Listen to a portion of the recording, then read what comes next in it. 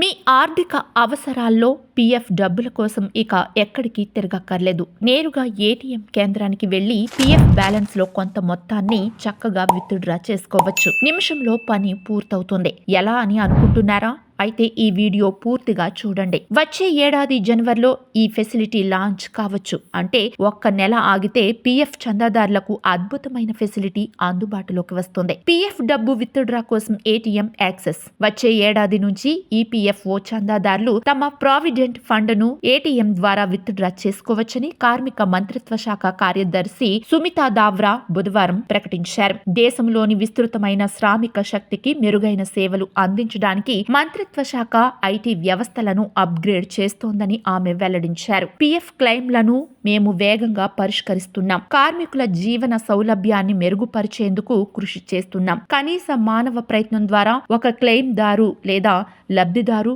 లేదా బీమా కవర్ ఉన్న వ్యక్తి తమ క్లెయిమ్ ను ఏటీఎం నుంచి సౌకర్యవంతంగా పొందొచ్చు. సాంకేతిక వ్యవస్థలు అభివృద్ధి చెందుతున్నాయి. ప్రతి 2-3 నెలలకు మీరు గణనీయమైన మార్పును చూస్తారు. 2025 జనవరి నాటికి పెద్ద పురోగతి ఉంటుందని నేను నమ్ముతున్నాను. కేంద్ర కార్మిక శాఖ కార్యదర్శి సుమితా ద్రావా. ఏటీఎం నుంచి పీఎఫ్ డబ్బును విత్డ్రా చేసుకునే ఫీచర్ 2025 మే-జూన్ సమయంలో అందుబాటులోకి రావచ్చని గతంలో నేషనల్ మీడియాలో రిపోర్టులు వచ్చాయి. ఇప్పుడు కేంద్ర కార్మిక శాఖ కార్యదర్శి చెప్పిన ప్రకారం అది ఇంకా చాలా ముందుగానే లాంచ్ కానుంది. కేంద్ర ప్రభుత్వ పరిశీలనలో మరికొన్ని కీలక సంస్కరణలు. ఉద్యోగుల విరాళాలపై పరిమితి లేదు. ఉద్యోగుల విరాళాలపై 12% పరిమితిని తొలగించడం ప్రభుత్వ పరిశీలనలో ఉన్న మరో కీలక మార్పు. తద్వారా ఉద్యోగులు తమ శక్తి కొద్దీ కాంట్రిబ్యూట్ చేయడానికి వీలవుతోంది. ఫలితంగా వారి పదవి విరమణ సమయానికి భారీ స్థాయిలో సంపద పోగవుతోంది. అయితే కంపెనీ యాజమాన్యంపై మాత్రం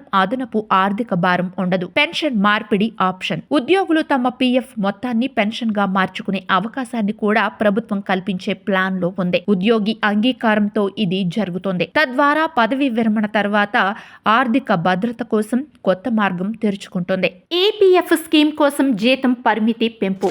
ఈపీఎఫ్ స్కీమ్ అర్హత కోసం వేతన పరిమితిని పెంచే అంశాన్ని కేంద్ర ప్రభుత్వం పరిశీలిస్తున్నట్లు సమాచారం. వేతన పరిమితిని 6,500 నుంచి 15,000 రూపాయలకు మార్చాలని చూస్తోంది. ఇది అమలైతే 2024 సెప్టెంబర్ తర్వాత ఇది మొదటి సవరణ అవుతోంది. కార్మికుల జీవితాల్లో మరింత సౌలభ్యం కోసం ఈపీఎఫ్ఓ సేవలను మెరుగుపరచడంపై కేంద్ర ప్రభుత్వం దృష్టి పెట్టింది. ఎంప్లాయీస్ ప్రావిడెంట్ ఫండ్ ఆర్గనైజేషన్లో ప్రస్తుతం 70 మిలియన్లకు పైగా యాక్టివ్ కాంట్రిబ్యూటర్లు ఉన్నారు.